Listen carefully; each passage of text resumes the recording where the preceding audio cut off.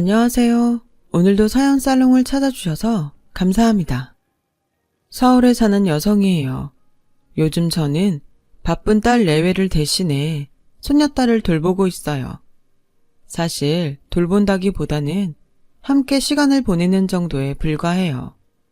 이미 다 커서 제가 챙길 거라곤 학원 가기 전에 저녁 먹이는 정도니까요. 하루는 손녀딸이 식탁에 펼쳐놓은 교과서를 보게 되었는데 거기에 이런 글이 실려 있더라고요.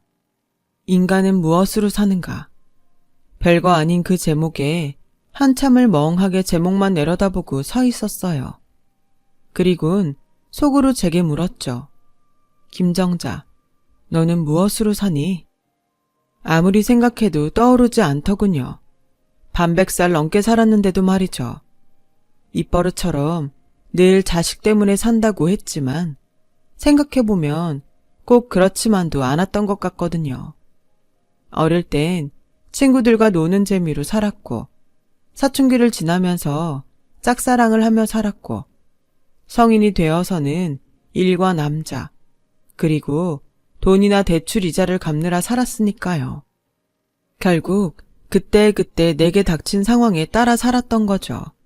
하지만 한때 저는 정말 마지못해 살았던 적도 있어요. 그건 바로 제 남편 때문이었어요. 그래도 한때는 사랑했던 사람인데 끝은 정말 지긋지긋했거든요.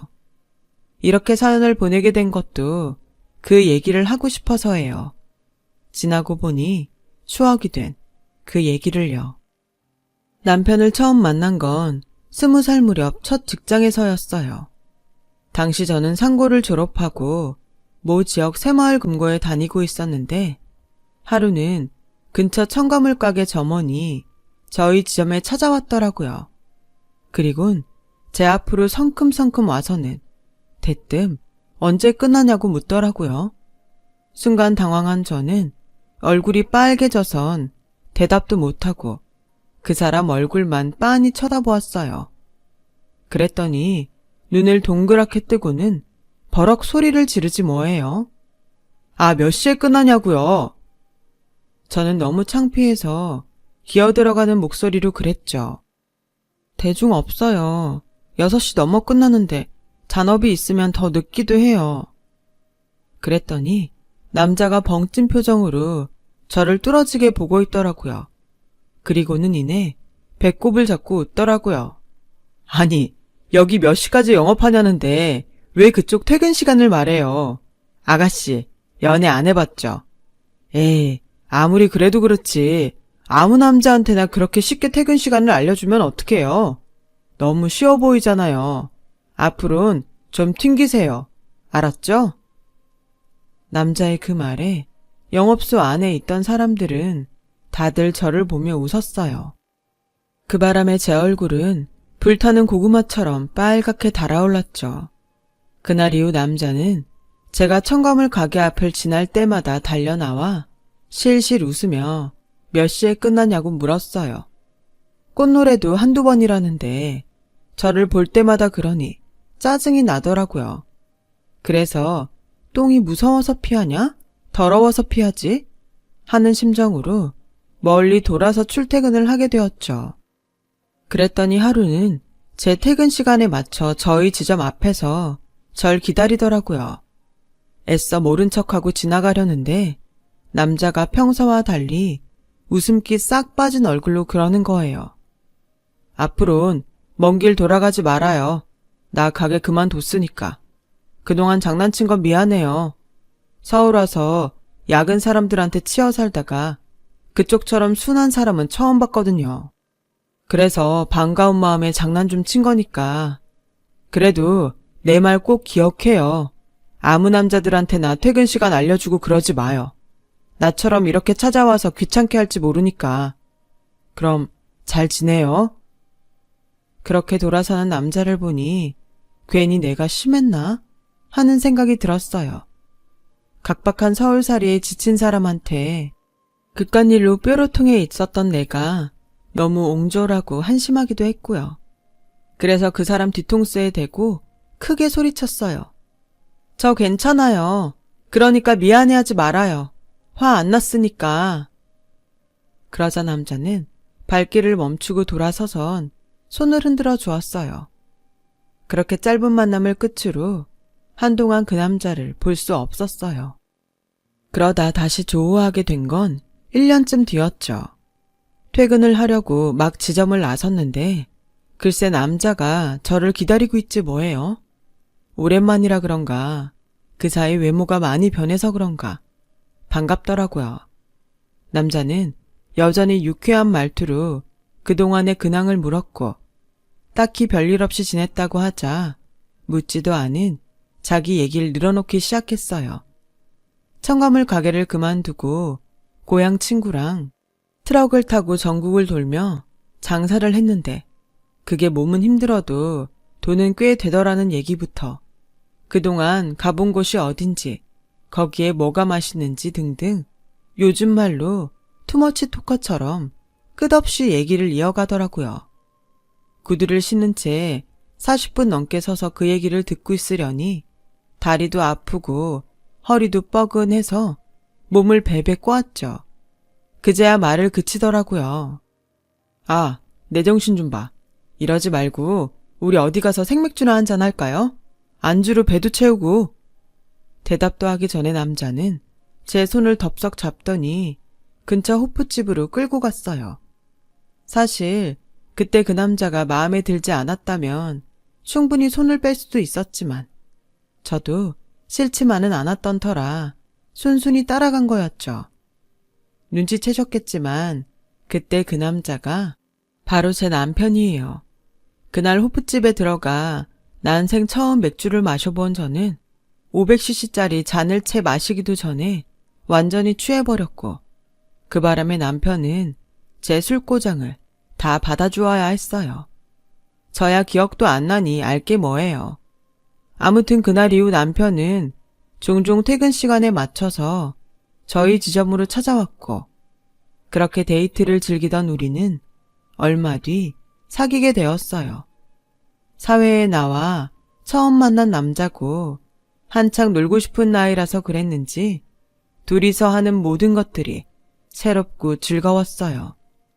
둘 다 주머니가 가벼운 처지라 조조 할인으로 영화를 보고 떡볶이 한 접시로 점심을 때워도 그때는 둘이 있어서 좋았고 그 모든 순간이 낭만처럼 느껴졌죠. 그렇게 3년이란 시간이 흘렀어요. 하지만 어떻게 된 일인지 남편은 결혼하자는 말을 꺼내지 않더라고요. 그 사이 결혼 정년기가 돼버린 저는 집에 눈치도 보이고 초조한데 말이죠. 그래서 만날 때마다 은근히 결혼에 대해 남편 생각을 떠보기도 하고 일부러 주변에 결혼하는 친구들 얘기를 꺼내보기도 했어요. 그런데 눈치가 없는 건지 일부러 그러는 건지 반응이 없더라고요. 그러던 차에 제가 연애를 하는 걸 몰랐던 엄마가 선자리를 받아오셨더라고요. 상고 졸업하고 은행에 다니는 남잔데 저랑은 4살 차이로 사람이 성실하다고 하더라고요. 썩 내키지는 않았지만 그래도 혹시 남편이 저랑 결혼할 생각이 없는 거라면 더 나이 들기 전에 선이라도 봐서 결혼을 해야겠다 싶어서 일단 만나보겠다고 했어요. 그리고 남편한테 그 얘기를 했죠. 보험 든다 셈 치고 선보기로 했어. 자기는 어떻게 생각해? 나 이대로 선봐서 결혼해? 남편은 여전히 아무 말도 없었어요. 그래서 이 남자와는 이걸로 끝이다 생각하고 선자리에 나갔어요. 그런데 상대 남자가 너무 별론 거예요. 누가 은행원 아니랄까봐 하나부터 10까지 돈돈거리더라고요. 적금은 몇 개 들어놨냐, 월급 관리는 어떻게 하고 있냐 등등 담임선생님이 학생 숙제 검사하는 것처럼 제 재정 상황을 꼬치꼬치 캐묻는데 정말 밥맛 떨어졌어요. 지금이야 그런 사람이 계획성 있고 성실하게 보이지만 그땐 제가 나이도 어렸고 경제관념이 없는 남자랑 오래 만나다 보니 저 역시 비슷했거든요. 그래서 하품만 하다 들어왔어요. 집에 돌아와 보니 그 사이 맞선 본 남자 쪽에서 연락이 왔었는지 엄마가 득달같이 달려들어 제 등짝을 한 대 치더라고요. 아휴, 이 정신 빠진 년아. 밤에 뭐하고 선제래에 나가 하품이나 쩍쩍 하다 와. 네가 제정신이야? 부모 망신을 시켜도 유분수지. 그리고 그동안 벌어서 뭐에다 썼어? 맞선 본 남자가 그랬다더라. 나이도 먹을 만큼 먹은 여자가 어쩜 그렇게 경제관념이 없냐고. 너랑 살다가는 100년이 지나도 내 집 마련은 꿈도 못 꾸겠다더라. 아우, 정신 빠진 년. 저도 나름 은행권에서 일하는 사람인데 적금 몇 개 안 가지고 있겠어요. 그냥 그 남자가 하도 취조하듯 꼬치꼬치 캐물으니까 대충 없다고 해버린 거였죠. 엄마는 그런 내막도 모르면서 제가 정신없이 사는 줄로만 아셨어요. 그러거나 말거나 제 머릿속은 온통 결혼에 관심 없는 남편 생각뿐이었어요. 이 남자랑 정말 헤어져야 하나? 아니면 딱 부러지게 결혼하자고 먼저 말을 꺼내야 하나 하고 말이죠. 그래서 결판을 내려 만나자고 했어요. 하지만 막상 남편 앞에 서니 입이 떨어지질 않더라고요. 사랑을 구걸하는 것 같기도 하고 결혼 못해 안달난 여자처럼 보일 것 같았거든요. 그래서 찬물만 연거푸 3컵이나 마시고 있는데 남편이 불쑥 제 앞에 통장을 내미는 거예요. 그동안 모은 돈이야. 적금 만기되면 그때 청혼하라고 했는데 아무래도 그때까지 못 기다릴 것 같아서. 그래서 말인데 월세방에 시작해도 괜찮다면 나랑 결혼해 줄래? 손에 물 안 묻히게 해주겠다는 말은 못해. 알다시피 우리 집 사정도 그렇고 내 벌이도 뻔하잖아.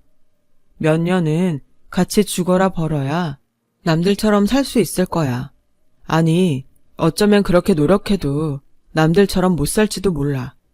그래서 드라마 주인공처럼 너한테 나보다 나은 남자 만나라고 멋지게 말해주고 싶지만 그건 안 되겠더라. 난 너 없이는 못 살겠거든. 그동안 결혼에 대해 아무 생각 없이 사는 줄 알았던 남편의 고백에 저는 가슴이 뭉클했어요. 비록 통장에 든 돈은 월세방 보증금도 간당간당한 그런 수준이었지만 이 남자의 진심만큼은 수억이 든 통장보다 든든했거든요. 그렇게 우리는 어렵게 서로의 진심을 확인하곤 결혼을 하게 되었어요. 양쪽 집 모두 워낙 없는 처지에 하는 결혼이라 어지간한 건 생략하고 식만 간단히 올린 채 살게 되었죠. 어느 시인의 시구절처럼 우리 부부는 가끔 전기가 나가도 좋았어요. 서로의 허물을 사랑으로 꿰맸으니까요. 하지만 첫 애가 태어난 이후에도 각박한 현실은 우리 부부의 삶에 불안당처럼 들이닥치기 일쑤였고 그 빈도가 잦아질수록 서로에 대한 사랑도 조금씩 식어가더라고요. 사람들 말처럼 자식 때문에 살다가 때로는 의리로 살게 되었죠. 그런데 그 의리마저 끊어져 버리게 된 거예요. 툭하면 일을 그만두고 사업을 한다고 밖으로 돌던 남편이 투자를 하겠다는 젊은 과부와 바람이 나고 말았거든요. 말로는 투자를 받기 위해 각별히 지낸 정도일 뿐 남녀 간의 정은 통하지 않았다고 했지만 몸만 안 섞었을 뿐이지 마음이 그쪽으로 가버린 남편을 어떻게 믿고 살겠어요.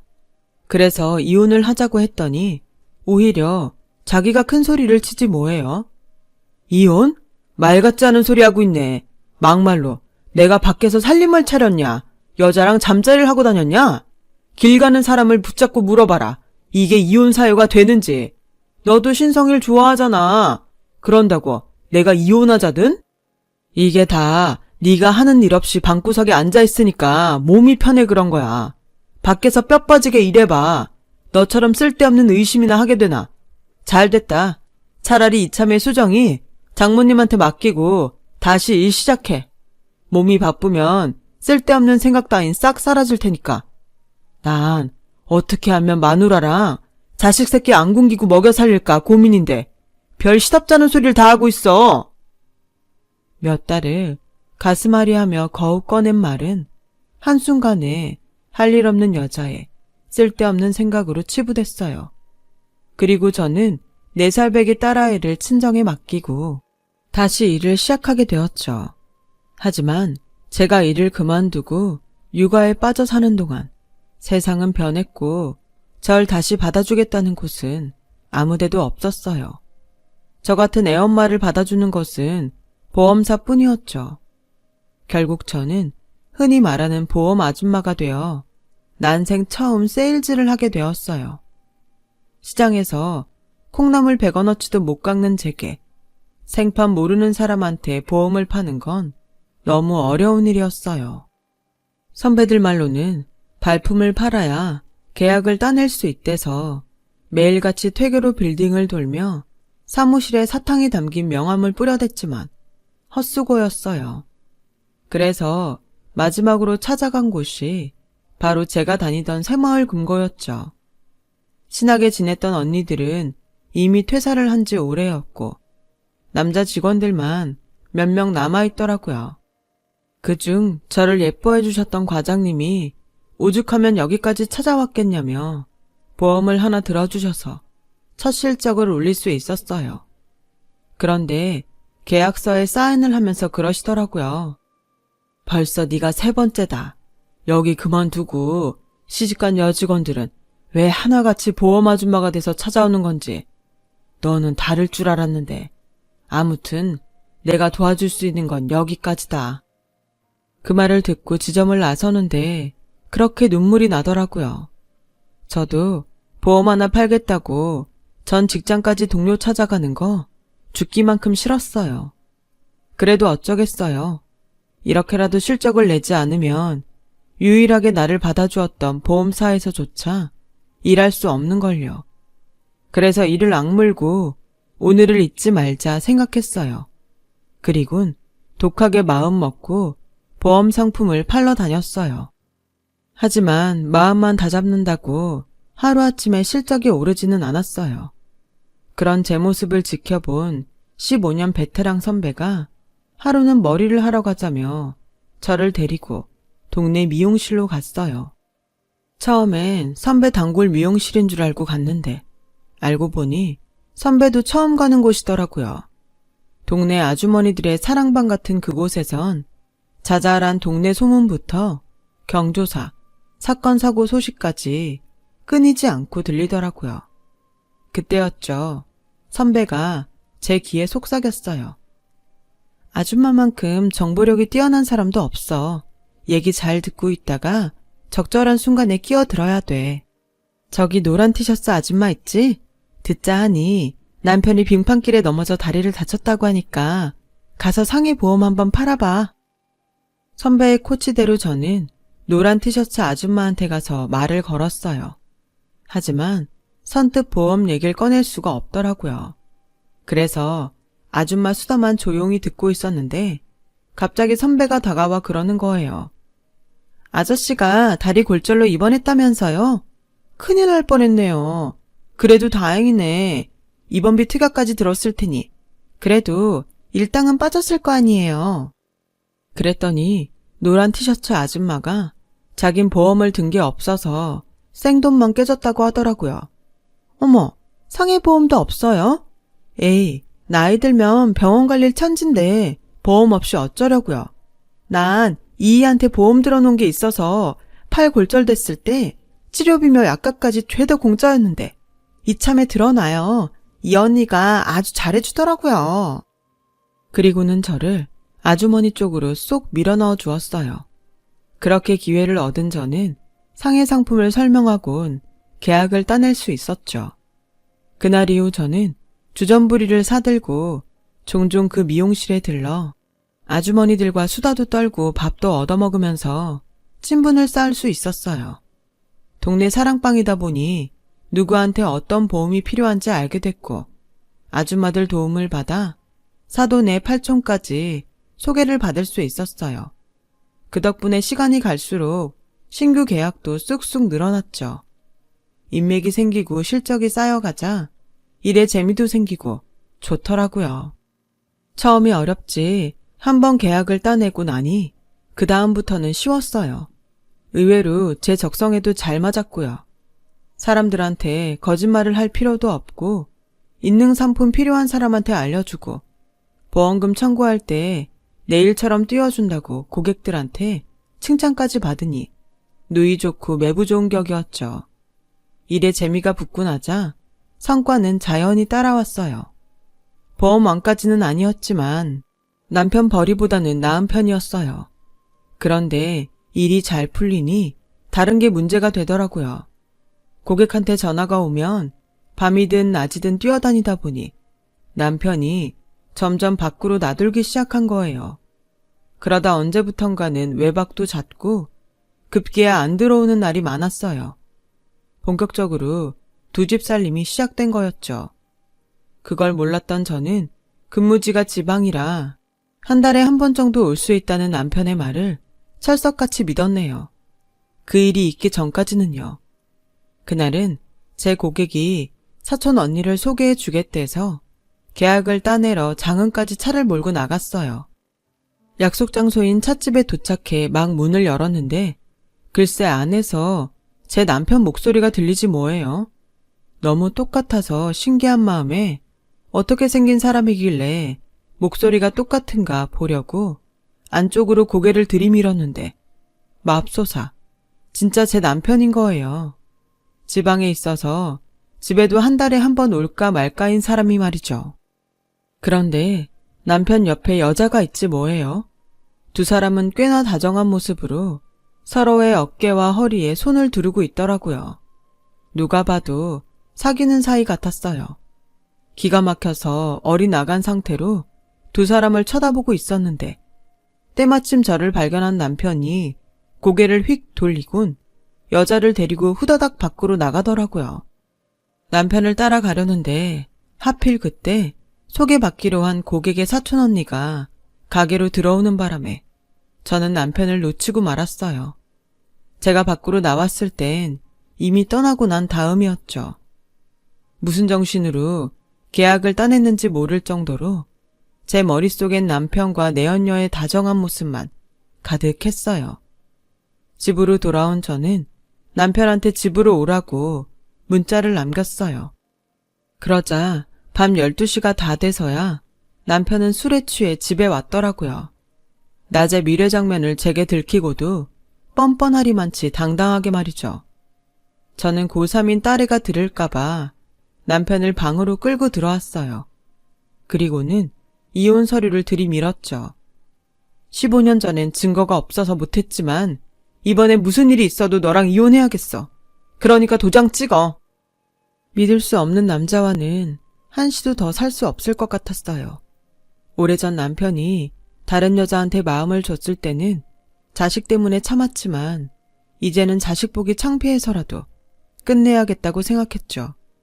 그런데 이 남자가 뭐라는 줄 아세요? 이혼하는 게 소원이라면 해줄게. 그 전에 당신이 해줘야 할 게 있어. 그동안 내가 사업을 하느라 빚을 진 게 있거든. 그거 갚아주면 내가 바로 이혼해줄게. 뭐라고? 이 미친놈아. 네가 제정신이니? 바람을 피우고도 모자라. 네 빚까지 나더러 갚으라고? 미쳤어? 내가 그런 병신짓을 하게? 잔소리 말고 도장 찍어. 웃기고 있네. 내가 왜 그래야 되는데? 난 이혼할 생각 전혀 없어. 그렇게 원하면 소송이라도 걸든가. 어차피 막 가는 인생, 난 잃을 것도 없는 놈이라 두려울 것도 없다. 그러니까 네 마음대로 해. 그리고는 집을 나가버렸어요. 하도 기가 막히고 코가 막혀서 눈물조차 안 나오더라고요. 저런 인간을 남편이라고 믿고 산 내가 한심에 미칠 것 같았어요. 도대체 어쩌다 사람이 저렇게 변했는지 이해가 안 가더라고요. 그 옛날 나를 설레게 했던 남자는 어디로 가고 부끄러움이라고는 손톱만큼도 없는 철면 피만 남았는지 그 이유를 모르겠더라고요. 그래도 한때 사랑했던 남자가 추하게 변해가는 걸 보는 게 쉬운 일은 아니었어요.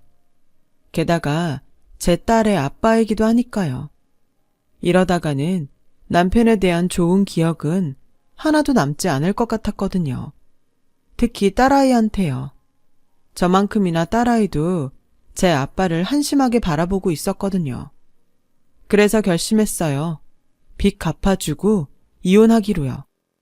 좋아, 빚 갚아줄게. 대신 하나만 약속해. 앞으로 수정이 앞에 절대로 나타나지 마. 대학 입학식 졸업식, 결혼식 할 거 없이 일절 나타나지 마. 그 약속만 지켜준다면 빚 갚아줄게. 남편이 미워서만은 아니었어요. 딸 자식한테 망가진 아빠의 모습을 남겨주는 게 부모로서 가슴 아파 그랬던 것 뿐이죠. 빚 갚아준다는 말에 남편은 순순히 이혼 서류에 도장을 찍겠다고 했어요. 그런데 이 인간이 이혼 서류에 도장을 찍을 생각을 안 하지 뭐예요? 빚만 갚고 유야무야 넘기려는 게 아닐까 싶더라고요. 그래서 하루 날 잡아 남편 짐을 싹 싸서 거실에 내놓곤 남편을 불러 깔끔하게 끝내려고 기다리고 있었죠. 그런데 이 인간이 어떻게 알았는지 그날부터 아예 집에 들어오지를 않는 거였죠. 이러다간 괜히 돈만 떼이고 그 인간과 결혼 생활을 지속하게 되는 건 아닌가 걱정이 앞서더라고요. 그렇게 집을 나간 남편은 딸의 대입 합격 소식이 들리던 날까지도 연락이 없었어요. 그리고 그렇게 시간이 흐르는 사이 딸아이의 대학 입학식이 다가왔죠. 지난 12년간 이날을 위해 고생한 딸을 위해서라도 오늘 하루만큼은 다 잊고 행복한 시간을 보내려고 했어요. 그래서 입학식을 마치고 나와 대학 캠퍼스에서 딸아이와 함께 사진을 찍고 있었어요. 그런데 낯선 번호로 전화가 왔더라고요. 웬 여자였어요.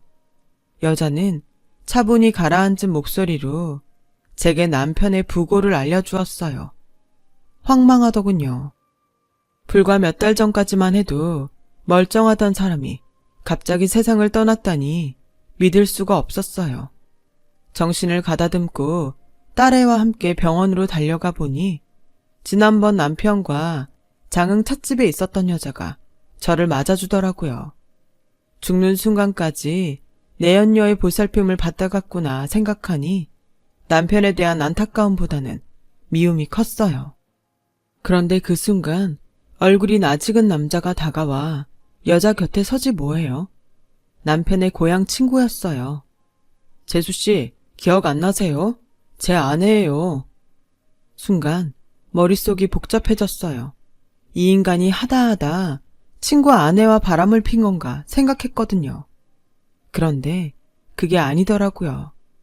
대장암 말기로 더 이상 손 쓸 수가 없게 된 남편은 그동안 고생만 하고 살아온 저한테 병수발까지 맡길 수 없다며 고향에 내려가 요양을 하고 있었던 모양이에요.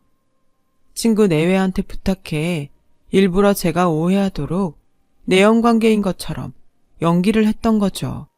정을 떼어주려고요. 그래야 자신이 세상을 떠나고도 제가 덜 마음 아파할 거라고요. 하지만 제가 이혼을 요구하는 바람에 남편의 계획은 틀어지게 된 거죠. 이혼을 하면 재수씨가 자기 앞으로 들어놓은 보험들, 사망보험금이 형제들한테 가게 될까봐 걱정했어요.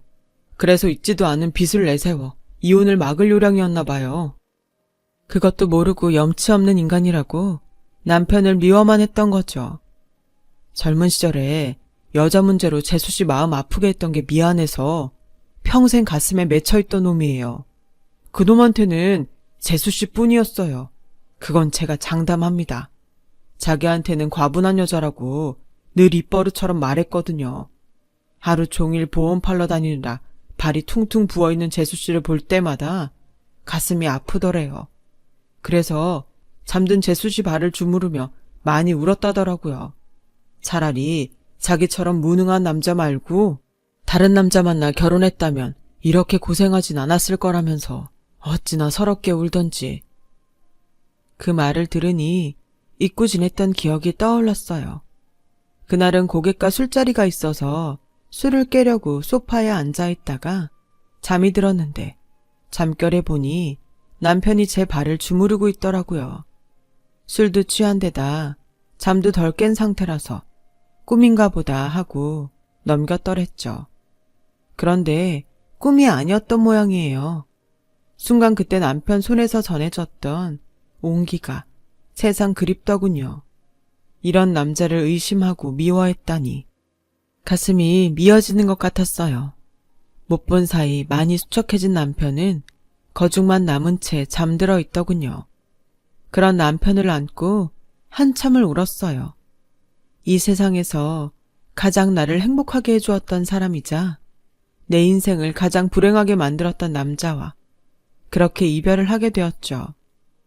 남편이 세상을 떠난 지도 20년 가까이 흘렀지만 아직도 저는 남편이 그리워요. 그건 아마도 남편의 마음을 일찍 알아채지 못했기 때문일 거예요. 하지만 한편으론 그렇기 때문에 지금까지도 남편을 그리워하는지도 모르겠네요. 그러니 인간은 무엇으로 사냐는 질문에 대해 저는 그리움으로 산다고 대답해야겠어요. 그런 의미에서 오늘은 손녀딸과 함께 남편이 있는 낙골당에 다녀오려고요. 그리운 남편을 만나러요. 제 사연을 들어주셔서 감사드립니다. 마음이 따뜻한 하루 되시길 바랍니다. 여러분, 사연 댓글에 응원과 현명한 조언 부탁드려요. 좋아요와 구독은 저에게 큰 힘이 됩니다. 오늘도 좋은 일 가득하세요.